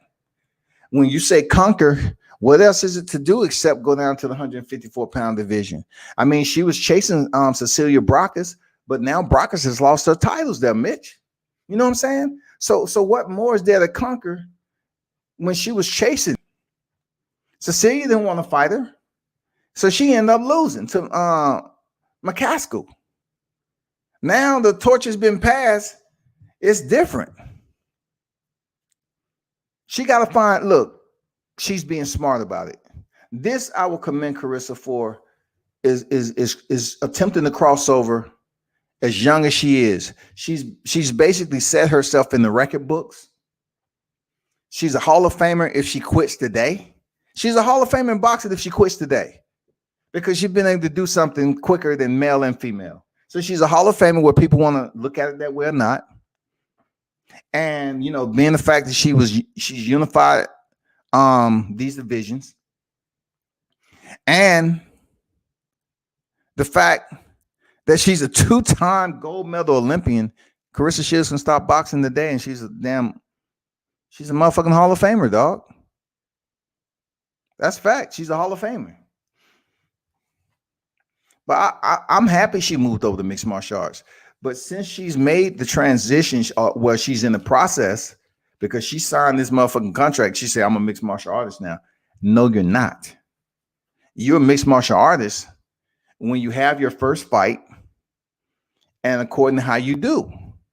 Because if you look extremely terrible, because they're going to have to match her up with the perfect opponent. I'm talking about somebody out the backwoods of Iowa that's been cutting potatoes their whole life, and somebody say, hey, how you doing? Hey, you got a minute? What you been up to? What you do all day? Oh, I'm a farmhand.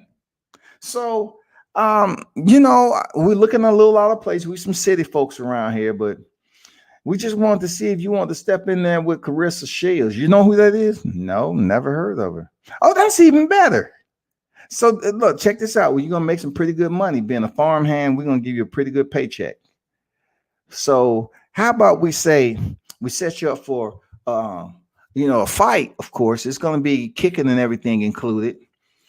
You might get hurt, and you've been choked before in your life. You've been choked before. They're going to be like, nah, but let's get back to the money. We'll give you about, $4,000 or $5,000. You step in there with this Carissa Shields. She's not that known in the United States, to be honest, because you don't know her. But all we need for you to do is be here at this time and weigh this amount. You understand? We'll do everything else. Come there a week ahead of time, and we're gonna get you started. All right, no problem. I'll be there. I'm telling you, that's how it's gonna go, man. They're gonna have to set somebody up that haven't been in the gym, because I'm telling you, the lower level mixed martial artists, the females, can still fuck with Carissa Shields with her limited experience. They can. The feints in boxing are different than the feints in mixed martial arts. The kick, or let me back up. The punches are entirely different on how a mixed martial arts artist throws a punch vice a boxer. Carissa Shields cannot have done this most of her younger life and then switch up so quickly to understand the rhythm of mixed martial artists. Whether they're going to freaking throw a full punch and commit to it, or they're going to just throw a punch to distract and then change levels and go in for a takedown. Will it be a single or double? And if they're able to get in on her legs, how well is she going to be able to defend it? It don't matter where you train. It's the amount of time and remediation that goes into training and remediate to become good. Sparring partners is just like in boxing. They're sparring partners. So they're going to have to pick somebody that's perfect for Carissa. Perfect. Because if they pick somebody with experience that has kicking ability, that has some type of martial arts background, especially Muay Thai, all they're going to do with Carissa is stay right at distance, and they're going to damn land some leg kicks, and shit's going to be like, oh, holy Jesus Christ, Flint, Michigan, god damn. Has the water been cleared up yet? She gonna say, holy shit, is that legal? She kicked me in the motherfucking shit. This shit hurts. Oh my God. Man, what the fuck? Coach, Andre, come here, man. How do I recover? You see the motherfucking hematoma growing on my shin? You didn't tell me they was kicking this fucking hard over here in mixed martial arts. Listen. You know, this is what you wanted. In order to be great, you know, that's what SOG, you know what I'm saying? You SOG too. You the sister of God. I'm the son of God. Suck that shit up, girl. You know what I'm saying? Carissa's gonna get kicked in the motherfucking shin. She's gonna be like, listen, I appreciate you, Winkle John, but no thank you. I had no idea that without shin guards, the motherfucking kicks will hurt like that. Because look, the shin has nerves, but you can deaden those nerves if you stay in the game long enough and do it the right way. You absolutely can. CM Punk is an athlete, but Shields is at least a fighter. I agree. Real talk. Brock Lesnar could do could do a little something in the octagon. Absolutely. See, the one thing Brock Lesnar had an important layer to mixed martial arts, and that is being a wrestler. Okay. Also, what people just look at Brock Lesnar as doing is wrestling entertainment, but Brock Lesnar actually trained mixed martial arts. Brock Lesnar can bounce. He can bump, so to speak. Brock Lesnar could bump. He was respected. You know, it was only a matter of time before they brought him over to the UFC. So the fact that Brock Lesnar knew how to wrestle, which was big to have that foundation in mixed martial arts, and he had pretty decent hands, yeah, they were gonna bring him over there. So no way, no how we can compare him to CM Punk. Absolutely not. That's how Golden Boy found Atkins for a super bad Estrada. Listen, Mitch, God damn it, when I saw Atkins over there and the expression, it's almost remind me of looking at these fights on the regional level. These cats that's coming off the couch. And they step in the ring. They say, oh, shit, the light's a little bit motherfucking bright. And they have this look on his face like, damn, they just don't feel comfortable. You know what I'm saying? They out of their element. They used to having a PS5 controller in their hand. Now they stand in the ring with gloves on. They say, oh, damn. I could see Atkins, man, the way she was looking. I said, this girl hasn't took no damn punches. 5-0. Fuck no. Estrada over there hopping around like she about to spar. You know, Estrada getting her damn hands loosened up. You see Atkins over there acting like she about to damn cook a Sunday meal and shit. She's just waiting to slice up the zucchini and shit and goddamn check on the motherfucking ham that's in the oven. She look like she about to read her kids a bedtime story or something. She looked like she was absolutely not focused on Estrada. And then when she walked to the middle, she had like she was walking up to one of her friends and they was about to have tea and shit. Hey, how you been? How you been holding up during the pandemic? Oh, great, man. Good to see you doing well. You got tested lately? Oh, yeah, that's great. She didn't even have that readiness to her. She wasn't ready, y'all. She wasn't combat ready for what was about to happen. Ding, ding. Walk up there. And old girl was like, well, we still talking about tea in the pandemic. What are you doing? You're looking a little bit pop, pop, pop, pop, pop.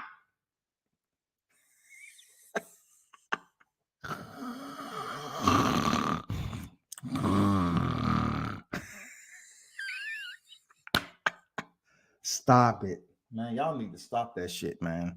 I don't know why Mitch be bringing up shit for me to make light of. Stop that shit, man. Have some decorum when you leaving comments in there like that there, Mitch. For real. Bringing up Atkins and Estrada. Have some dignity about yourself. Nobody talk about, Shields thought Christina Hammer's job was good. Wait until one of them girls put feet on her. I wish her the absolute best, though. Nobody's not wishing her nothing less than going in there having success. But what people misconstrue a lot of times with media is if we're not boosting them up, especially with black media, I always got to put this shit out there. because it's true, goddammit. We can boost up a fighter, and then they say we dick riding and shit. And then if we criticize a motherfucker, they say, oh, you a hater. So me, I'm like, fuck it. I really don't care what you say. Because genuinely, if I support you, I support you. If I have criticism about you, it's criticism, but it's not personal. You know what I'm saying? So I really don't give a damn what these fighters are thinking, because I feel that, you know, me reporting on certain things, I'm genuine. I'm not saying all of it's going to be right and people going to, you know, latch onto it like it's damn scripture. But if I show my people in love, they be like, oh man, you just jumping on the bandwagon. What? But I've been covering so-and-so way back when oh, you just jumping on. No. Nah. It's difficult. It's difficult to explain. You show genuine support, they think you're trying to goddamn clout chase. My people, you have to stop using that type of mentality and terminology when somebody's genuinely supporting you. You know what I'm saying? That's all I can say on that. But as far as Christian Hammer, I mean, she did what she's supposed to do. That was a damn good performance. I ain't gonna lie. That was a good performance. I thought Christina Hammer was going to do much better, and it didn't happen, y'all. It did not come close. Now, I ain't gonna lie. I pull up on Christina Hammer on IG. Christina be out there putting out some pictures, and you know what I'm saying? Carissa Shields was trying to throw some shade, but nope. You can't throw shade on somebody who putting up IG pictures like Hammer. Hell no. Salute to the IG. Super bad combo looked like David Benavidez with the speed. Yeah, man, that fight never should have been made. But I'm telling people, they went and built up her record to 5-0. And like I always say, man, longest boxing allow an open door policy for anyone, all walks of life, to join the sport and pass the medicals to be able to go and split the ropes and compete. It'll continue to happen. You are continuing to have individuals off the couch join the sport of boxing. Period. It's nowhere around it. Some of the boxers who are on their way up the food chain, they're climbing the ladder. They're running to these fighters that's 0-0. They run into these fighters that's 3-0, 5-0. They never fought anybody. They run into the first one and then take that L, but they got paid pretty good. So they say, fuck it. I'm 5-1 right now. And then they run into another person. They take another L, 5-2. And then they say, okay, forget that. Let's get you 2 more wins. They get up to 7-2. Okay, now we're going to get you a higher payday. You take this other, you're 7-3. And then you're 8-4. And then, okay, let's get you 2 more wins. You're 10-4. Now you lose another one. Now you're 10-5. Within that metric, they got paid. Now you got a 10-5 record, and the shit really doesn't look that bad. 11-5. 11-5 don't look that bad. According to where you're fighting. 12-5. Okay. So 12-6. 12-6 don't look that bad. It's according to who you're fighting. It's a winning record. People need to understand it's a winning fucking record.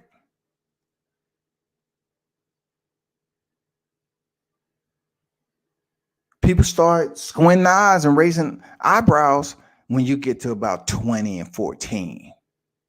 You know what I'm saying? 20-14. Then they say, damn, okay, 20-14, still a winning record. Do we want to take this opponent? When the last time he fought? How many losses does he have? It all depends on how many losses they have.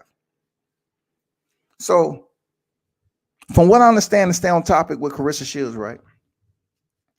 She said she was planning on fighting several times this year. So they find her some soft touches off the couch in mixed martial arts, which rarely happens now. Seriously, it rarely happens. But just say they get her 2 good opponents, she become 2-0. This is the PFL now. Then maybe in 2022, they may put her in a tournament.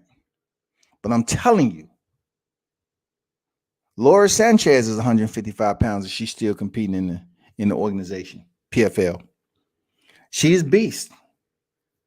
She's like goddamn close to 6 feet tall, if not 6 feet tall. And she loves the clinch, the Muay Thai plum, knees. Oh my God. Let's not even talk about the knees. It's so many areas that has to be remediated and practiced that Shields has to learn. It's just unfucking believable, y'all. YouTube is a funny place. A lot of hoes live here. Yeah, we know that, man. We know that for sure. When Christina Hammer did the T-Rex arms at the face-off, shit was hilarious. Man, it was, dog. But, you know, I don't want to get into damn face-offs and shit because that shit got real bad. You know, real bad when it came down to the coach being punched in the back of the head and being knocked out. That shit was just all the way bad, man. And there's a lot of people that's going to be wanting to get that back that didn't have anything to do with it. There's a lot of people that's going to be, that shit that ain't left the memory of some of these people. They're going to, look, if she's over the PFL, some people are going to be like, man, I want to get that was dirty as fuck. I want to get that payback. I selfishly want to see Shields versus Savannah Marshall. Listen, Shields, they're going to move her very, very carefully, y'all. Remember that. Very, very careful. It's not going to be no haste because she has a big name in boxing. They're going to have to, move her very, very strategically. There's no way that she's going to be able to face these big names, man. She's going to get subbed or pounded out. Being that she's a boxer, a lot of these girls, if they know they can get on the ground, they're going to punch her into submission. And look, the referee is not going to allow Carissa, who's still an active boxer. I try to explain this to people a lot. Conor McGregor was still an active mixed martial artist. So that's why the referee stepped in to save his life. So he wouldn't take that much punishment from Floyd. The same shit may happen to Carissa. She's an active boxer. If she is taken down to the ground and unable to improve her position, the referee may stop the fight if she's taking punishment because she's still an active boxer.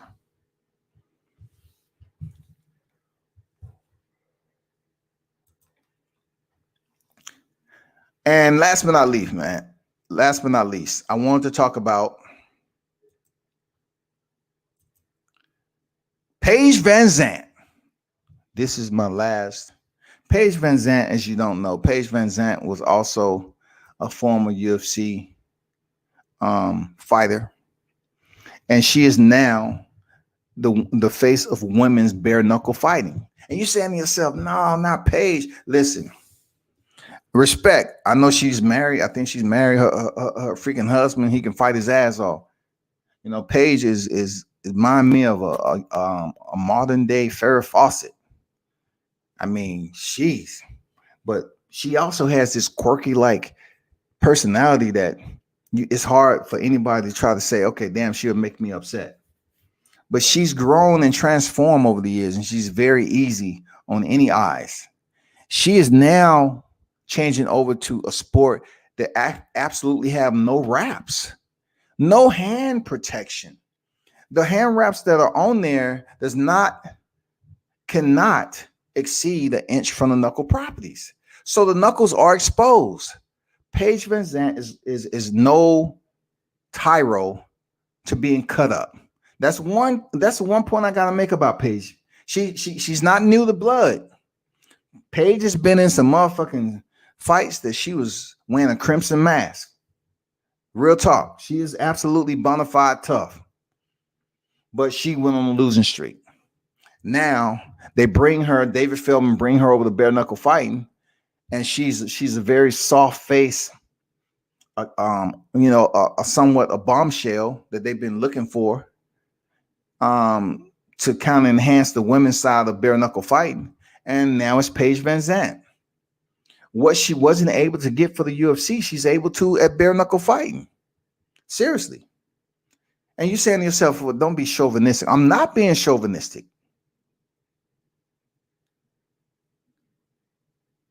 All I'm saying is people always say how sex sells, right? Beauty sells too. Believe me, it happens on TV, Hollywood. It happens in freaking modeling. It happens on people putting certain people, on the cover of magazines and all that shit. So for Paige to go over there and get all this recognition, yeah, people are looking at it like, man, that's fucked up. But look, they shouldn't be getting upset because if Paige is able to bring more viewership to bare knuckle fighting, then potentially the sport can grow and more people can get, increase their pay. I mean, it's not like the UFC don't have ring girls.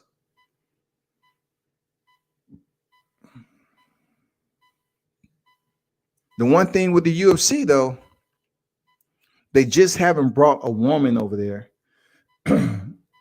to put them as the face because these women are competing.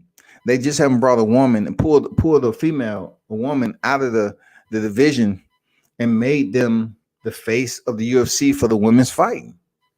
You know what I'm saying? The UFC just, I guess they don't believe in that format. But bare knuckle fighting has. They brought Paige Vanzant over there. And listen, from what I'm hearing, rumor, Rachel Ostovich may indeed be coming over there. Okay. Now, I'm not saying the women that's over there is unattractive. This is not what it's about. I'm speaking about Paige VanZant because her last fight at the UFC, she was subbed out in the first round. And then she signs a lucrative. Now, this is where people might be a little upset. She signs a lucrative deal at BKFC. And I know it's more than some of the female and the male fighters over there. But she's signing that. Why? Because she has the UFC history. She is a bona fide legitimate mixed martial artist. And also, she has made some changes and became this she became this bombshell in combat sports. People really pay attention to Paige, as far as her being one of these sexy women that can actually fight. So her going over here and signing a lucrative deal at BKFC, I ain't mad at her. Make your motherfucking bag. But when it comes time for stepping through the ropes, from my understanding, her next opponent may be Britain Hart. She can throw down. Britain Hart can motherfucking bang. You know what I'm saying? She can bang. It's going to be blood. I don't know how that's going to affect Paige VanZant's IG game she got popping. But God damn it, you can guarantee some motherfucking blood. Is Rachel Ostovich? That's another, man. You see Rachel Ostovich pictures, man. She is just unbelievable. And her also, she I think she was let go from the UFC recently, but she and Paige are very nice looking women, very sexy women. If they come over to bare knuckle fighting, they're definitely going to have to prove themselves. You know what I'm saying? So that's going to play a huge role. The women that are over there now, that's fighting, none of them has pretty much received the treatment that Paige VanZant had coming over there, signing a big time contract and basically getting all the attention. Now you're seeing Paige taking all the pictures with the BKFC logo in the background. She's getting the attention, man. I ain't mad at her one bit. Like, I wouldn't be mad at Carissa Shields if she had the know-how to be able to do it, but she don't. People don't perceive Carissa Shields as being a soft-hearted, type of bombshell to look at in combat sports. Maybe she had a softer persona about it. She can do it. But see, with Paige, she can throw down, but yet give you that kind of like gippy personality that you can, that can attract you. Say, oh man, she's cool people. She's bleeding all over the place. I tried to go out there. I just gave her my all. I couldn't get it done, but my hat's off to her. And she, what I'm saying, she'll give you that shit. But she's fine as hell too.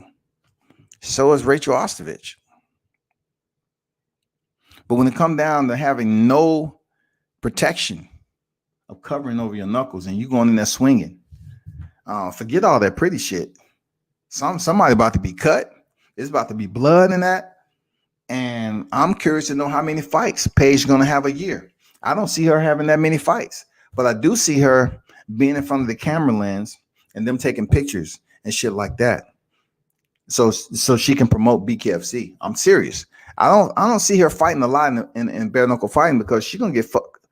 She's gonna get her money maker fucked up. That's real talk. But I commend the shit out of her, man, for the hustle. Shout out to Paige Vanzant, man. Shout out to Britton Hart. You know, shout out to Christine Ferrer, even though she tried to play me and shit. She up there trying to say somebody was clout chasing. I say, man, you ain't got no clout to chase. Get the fuck out of here. Somebody who I supported, she's a champion right now, but I don't know where the fuck she disappeared at. She's champion at BKFC. I think the shit got to her head a little bit. I selfishly want to see Shields versus Salute. What's going on, D-Ray? How you feel, man? Yeah, salute to everybody that's in the building, man. Yeah, I had to end it on that freaking Paige Vanzant because why? She's about to do big things with this big ass contract David Feldman just signed. You know what I'm saying? So be on the lookout for Paige and be all over the motherfucking posters and shit for BKFC. They out there already. And check out the next BKFC fight. And also UFC 257. Conor McGregor, Dustin Poirier too, who will take that victory. Both of them have been subbed out by the current champion who is on retirement, supposedly a hiatus in Khabib. So we'll see how this goes. Unfortunately, it's not for a title. This shit is not for a title, so I'm pretty disappointed. But until then, everyone, appreciate you for pulling up. One love. Turn up and tune in to World Combat Sports.